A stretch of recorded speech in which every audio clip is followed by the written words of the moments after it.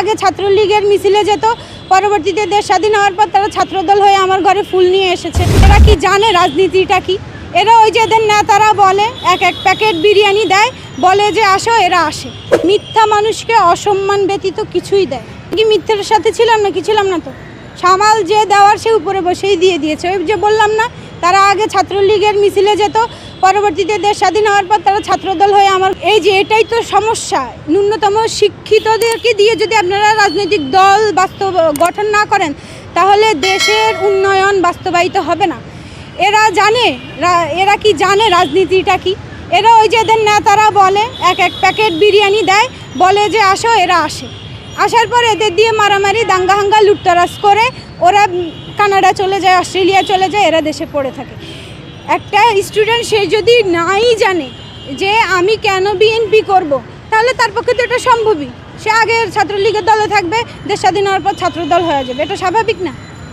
শিক্ষিতদের রাজনীতি দরকার এখন দেশে। আসলে জনগণের উপর না, আমার ক্ষোভটা ওই দলগুলোর উপর যারা নিরীহ সহজ সরল মানুষের মস্তিষ্কগুলোকে কাজে লাগিয়ে নিজেদের এজেন্ডা বাস্তবায়ন করে। ওই দলগুলোর উপরই আমার ক্ষোভ। কারণ রাজনীতি যেই শব্দটা, এটা শুধু একটা দলের উপর ভিত্তি করে এটার অর্থ প্রকাশ করে না। রাজনীতি এমন একটা শব্দ যেটা একটা দেশের সম্পূর্ণ সিস্টেমটাকে প্রকাশ করে। আর আমাদের পুরো সিস্টেমটাই ক্যান্সার আক্রান্ত বলে আমি মনে করি। এই কারণেই আমার খুব ভালো ছিল না। স্বৈরশাসক না সরাতেই আপনারা লুটপাট শুরু করে দিয়েছেন। হিন্দুদের ঘরবাড়ি জ্বালাও পোড়াও কর্মসূচি করে ফেলছেন। আওয়ামী লীগের নেতাকর্মীদের ঘরবাড়ি লুটতরাজ করতেছিলেন।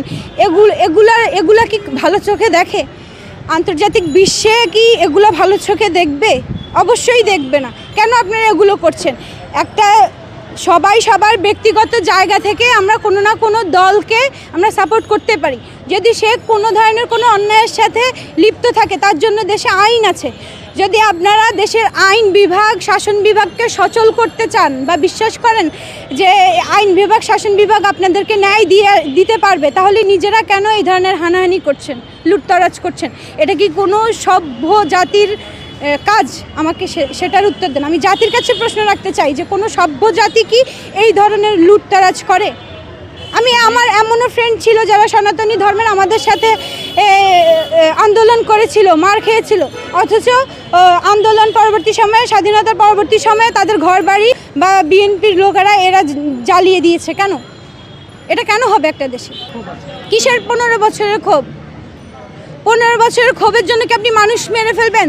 তাহলে স্বৈরশাসকের সাথে আপনাদের কিসের সম্পর্ক? আর আপনারা এগুলো করে আপনারা কিভাবে ক্ষমতায় আসবেন, এটা আপনারা ভাবেন কিভাবে? বাঙালি এখন আর এত বোকা নেই। যারা বোকা ছিল তারা বৃদ্ধ হয়ে গেছে, তাদেরকে আর বাঙালি তাদের দিয়ে রাজনীতি চালাবে না। এখন যেই জেনারেশনটা আমরা চলছি, এরা এত বোকা না যে আপনারা চাইলেই এদেরকে যা খুশি তা গিলিয়ে ফেলতে পারবেন, দলীয় এজেন্ডা বাস্তবায়ন করতে পারবেন। এত সহজ হবে না। এখন কর্মকাণ্ডগুলো সভাপতি সহসভাপতির মতো হয়ে গিয়েছে, যার কারণে ওদের নিয়ে এত কথা হচ্ছে।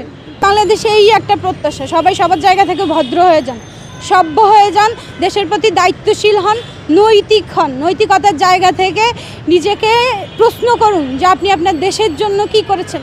এতটুকু প্রশ্ন করুন যে আপনাকে যে ঈশ্বর, যে আল্লাহ, যে এই ভগবান আপনাকে দুনিয়াতে পাঠিয়েছে, তিনি কি উদ্দেশ্যে পাঠিয়েছে? অবশ্যই আপনাকে দুনিয়াতে পাঠানোর একটা উদ্দেশ্য ছিল।